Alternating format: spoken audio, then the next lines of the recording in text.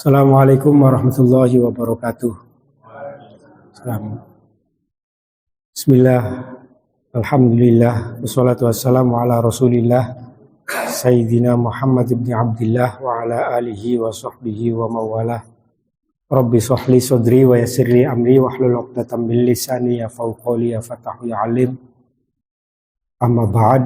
Bismillahirrahmanirrahim. An Abi Hurairah, dari Abi Hurairah radhiyallahu anhu. Qala, dia mengatakan, qala Rasulullah sallallahu alaihi wasallam, bahwa Rasulullah sallallahu alaihi wasallam pernah bersabda, innama ju'ila al-imamu liyutamma bihi. Imam itu dijadikan untuk diikuti atau dianut. Innama ju'ila al-imam liyutamma bihi. Mestinya imam itu dijadikan untuk diikuti. Fa'idha kabbaro fakabbaru. Kalau imam takbir, maka kita semua takbir.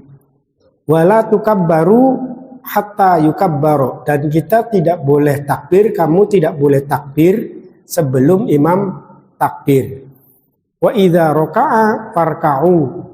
Dan ketika imam ruku, kita juga harus, kalian semua harus ruku. Wala tarka'u hatta yarki'a. Dan kamu tidak boleh ruku sampai imam ruku.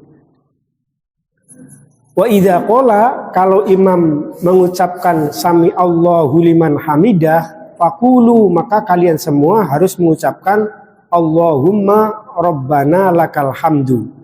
Wa idza sajada, nah kalau imamnya sujud, fasjudu, maka kamu semua juga harus sujud. Wala tasjudu hatta yasjuda. Dan kalian semua tidak boleh sujud sampai imam melakukan sujud. Wa idza shalla qa'iman, kalau imamnya sholat sambil berdiri, fasallu qiyaman, maka kamu semua juga harus sholat sambil berdiri. Wa idza shalla qa'idan fasallu qu'udan. Kalau imamnya sholat sambil duduk, maka kamu semua juga sholatnya harus sambil duduk. Rawahu Abu Dawud wa hadza lafdhuhu wa asluhu fis sahihain. Hadis ini diriwayatkan oleh Imam Abu Dawud dan lafadznya juga milik Abu Dawud. Asalnya berada di dalam hadis Sahih Bukhari Muslim. Hadis ini menjelaskan terkait dengan status keimaman, bahwa imam itu setiap langkahnya mesti harus diikuti atau harus dianuti oleh makmum. Makmum tidak bisa bergerak sekehendak sendiri. Itu ketentuan syarat sahnya kita untuk melakukan sholat jamaah. Yang kedua, hadis ini juga menjelaskan tentang bagaimana tata cara yang digambarkan secara detail. Misalnya seorang imam takbir, maka yang harus kita lakukan sebagai makmum itu juga harus ikut takbir. Ketika imam ruku, kita juga harus ikut ruku. Bagaimana kalau misalnya dalam jamaah imam ruku lalu kita langsung sujud misalnya, atau rukunya kita duluan kita sujud, atau pergerakannya hampir sama tapi mendahului terhadap kegiatan seorang imam, atau melakukan kegiatan yang jauh tertinggal dari kegiatan imam. Itu seperti apa? Kita sholat jamaah, imam belum ruku, kita sudah ruku. Berarti kegiatan kita mendahului seorang imam. Atau bagaimana kalau kita melakukan kegiatan yang jauh tertinggal dari seorang imam? Imam sudah sujud, kita masih tetap berdiri membaca Fatihah misalnya. Ketinggalan seperti itu, bagaimana hukumnya? Nah, kalau di dalam hadis ini digambarkan secara gamblang bahwa kalau imam ruku, imam takbir, ya kita harus ikuti. Tidak boleh tertinggal secara jauh dan juga tidak boleh mendahului kegiatan seorang imam. Hadis yang digambarkan atau yang diriwayatkan oleh Abi Hurairah. Hadis berikutnya dari Abi Sa'id Al-Khudri radhiyallahu anhu, bahwa Rasulullah sallallahu alaihi wasallam melihat para sahabatnya, faqala lahum, kemudian Kanjeng Nabi berkata kepada mereka, taqaddamu fa'tamu bi, majulah Jadi Kanjeng Nabi maju ngimami sholat berjamaah, para sahabatnya yang jadi makmum pada waktu itu tidak berada di barisan depan, tapi malah mundur menjauh Kanjeng Nabi. Jaraknya itu mundur ke belakang.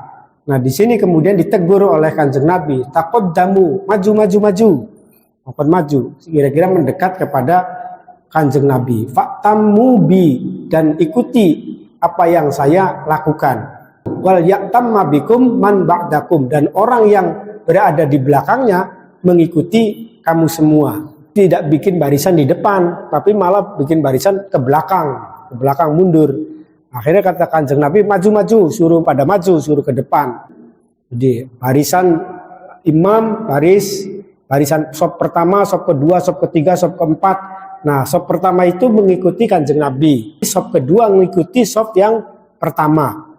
Sop yang ketiga mengikuti sop yang kedua, dan seterusnya. Yang selanjutnya dari Zaid bin Thabit radhiyallahu anhu qala. Dari Zaid bin Thabit radhiyallahu anhu yang mengatakan ihtajaro Rasulullah sallallahu alaihi wasallam hujratan mukhassafatan.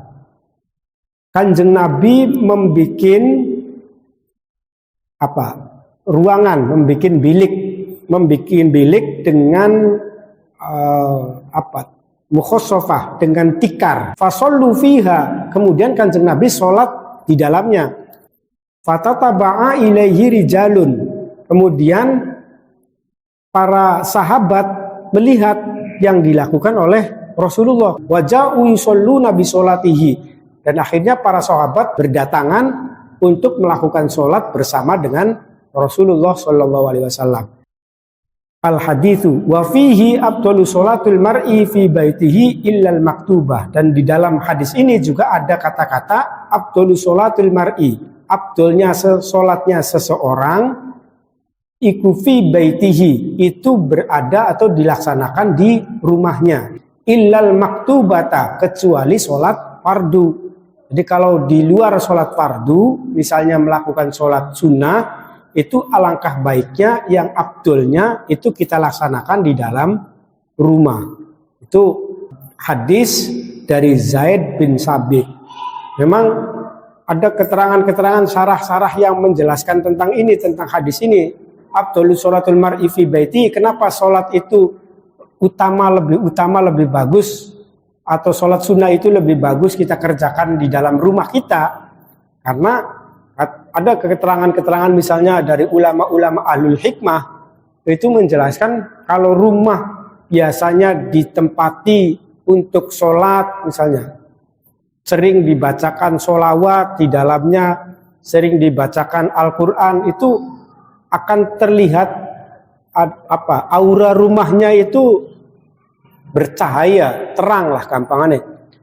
Jari bahasa wong Cirebone kah, lamunan ora lok dinggoi sholat, tidak pernah dibacakan sholawat, tidak pernah dibacakan Al-Quran di dalam rumah tersebut. Dan kaya bakal manjeng umah perang saya pikirannya blenger baik, tidak jembar dalam kehidupan terkait kehidupan ekonomi, kehidupan sosial dan lain sebagainya.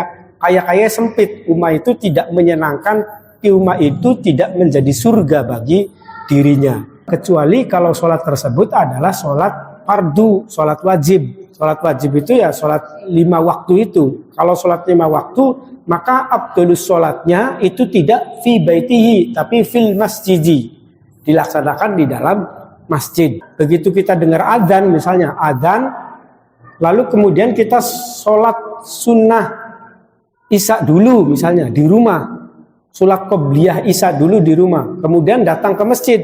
Setelah di masjid kita sholat tahiyatul masjid sebelum kita duduk, baru kemudian kita sholat isya berjamaah. Setelah itu salam, pragat, doa dan lain sebagainya, pulang ke rumah.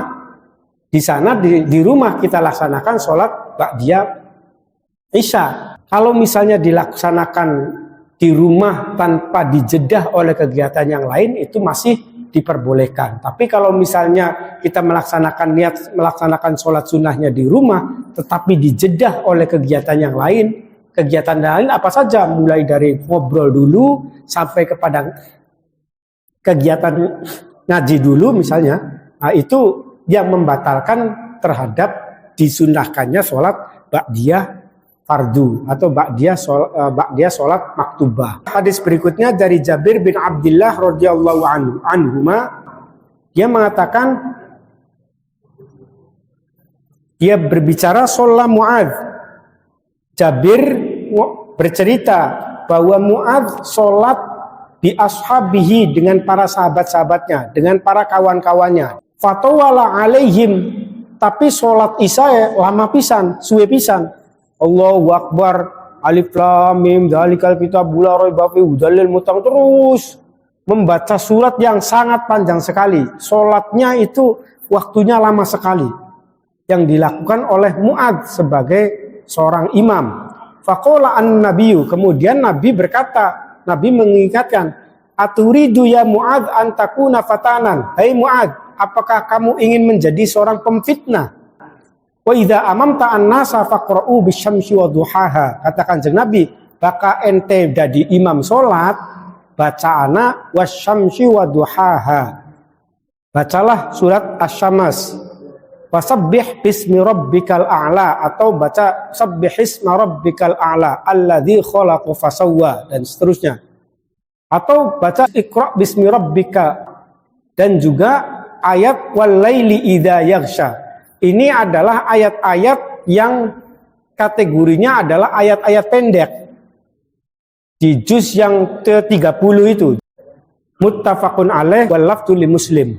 Wa an Aisyah radhiyallahu anha, dari Aisyah radhiyallahu anha menceritakan tentang suatu peristiwa di mana Kanjeng Nabi Muhammad sallallahu alaihi wasallam sholat bersama dengan para sahabat, dan kondisi Kanjeng Nabi dalam keadaan sakit. Wa huwa maridun. Kanjeng Nabi ngimami sholat dan Kanjeng Nabinya dalam kondisi sakit. Faja'a hatta jalasa an yasari Abi Bakrin. Kanjeng Nabi datang lalu kemudian duduk melakukan sholat sambil duduk. Tapi Abu Bakar yang berada di sebelah kanan itu qaidan, sholat sambil berdiri. Yaqtadi Abu Bakrin bisolatin Nabi, dan Abu Bakar atau Sayyidina Abu Bakar mengikuti sholatnya Kanjeng Nabi. Wa yaqtadi an-nasu bisolati Abi Bakar, dan para sahabat yang lain itu mengikuti sholatnya Sayyidina Abu Bakar. Muttafaqun alaih. Jadi di dalam hadis ini digambarkan, kalau tadi hadis yang pertama kalau imamnya duduk kita juga makmum ikut duduk gitu. Tapi kalau di dalam hadis ini digambarkan Kanjeng Nabi yang mengimami pada waktu itu sholatnya duduk, tapi makmumnya Sayyidina Abu Bakar itu sambil berdiri. Jadi sholatnya nggak duduk seperti imam, tapi sholatnya berdiri. Itu jawaban dari tadi. Pertanyaannya, bagaimana kalau misalnya imamnya duduk kita berdiri, atau imamnya berdiri kita duduk? Nah, ini salah satunya dijawab melalui hadis ini. Berarti diperbolehkan kalau misalnya imam duduk kita sambil berdiri. Tapi yang dilakukan, pergerakan yang dilakukan hampir sama seperti hadis yang pertama tadi.